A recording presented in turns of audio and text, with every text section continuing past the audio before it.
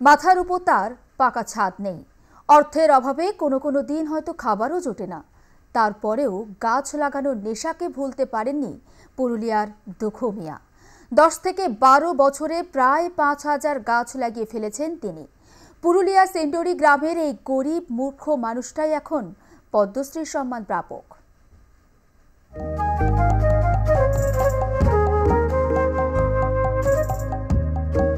এলাকায় লোকে তাকে গাছ পাগল বলেই চেনেন।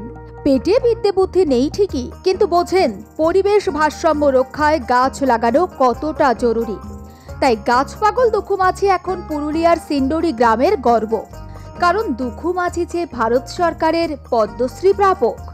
গাছ লাগানোর নেশা যে একদিন দেশের গর্ব হয়ে উঠবে তা ভেবে উঠতে পারেননি সেন্ডরি গ্রামের মানুষজন। এই গাছ লাগানোর নেশার কারণে দুখু মাঝিকে একসময় কত কটু কথা শুনতে হয়েছে।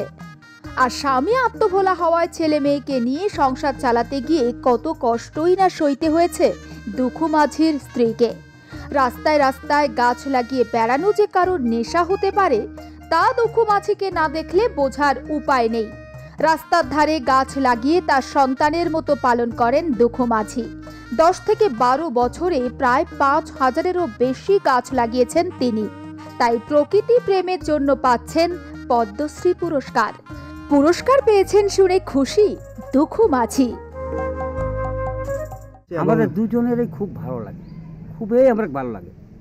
কারণ ভালো লাগলো তার কারণ কি, এটা হবে নাই সেটাও ভগবানের কৃপায় হয়ে গেল, তো খুব ভালো লাগছে। তার কারণ আমরা দুজনেই কষ্ট করেছি, গাছ প্রচুরই লাগাইছি, ভালো অগণনের মধ্যে গাছ লাগাইছি।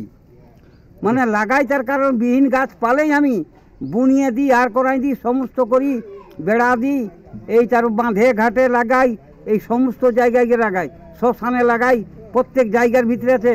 রৌড়ে চলতে চলতে আমি কত কত গাছ পেঁকে লাগাই দিই। গাছকে কোনোদিন নষ্ট করে যাচ্ছে, নষ্ট হলে এই জীবের নষ্ট হয়।